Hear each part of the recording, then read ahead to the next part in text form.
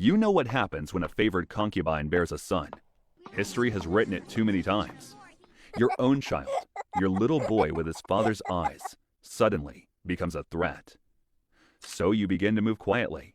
A few gifts to trusted ministers, a word slipped to loyal eunuchs. You don't call it plotting. No. Plotting is what they'll accuse you of later.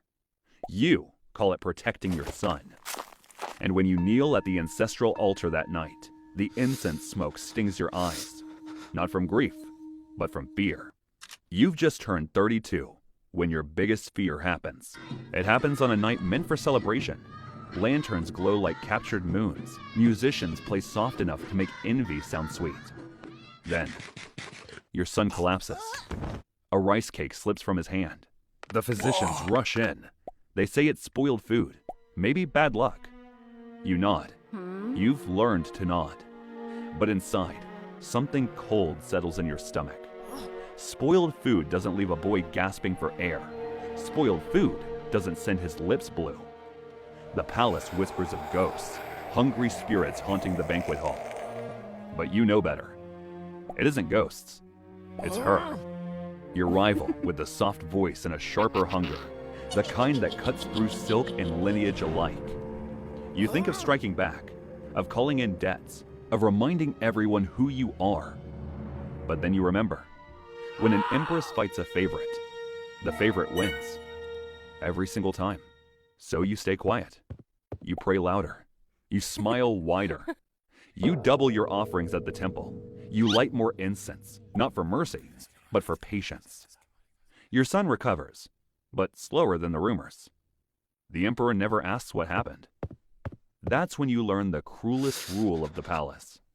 It's not the poison that kills you. It's the silence that follows. So you stay quiet while your prayers grow longer. Your heart grows smaller. Years pass like shadows sliding over marble. Your son becomes a man. You aren't close to him as you were to your father. You oversaw his education. You even oversaw every prince's education.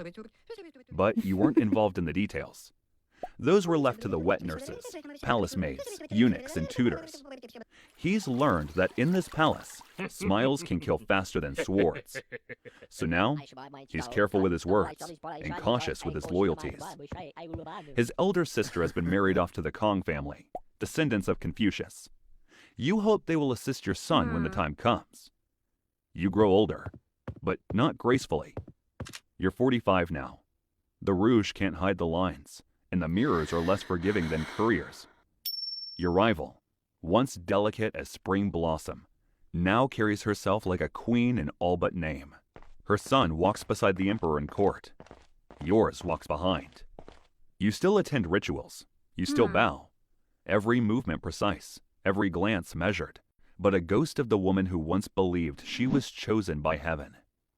The emperor hasn't spoken your name in years. You're not sure he even remembers it.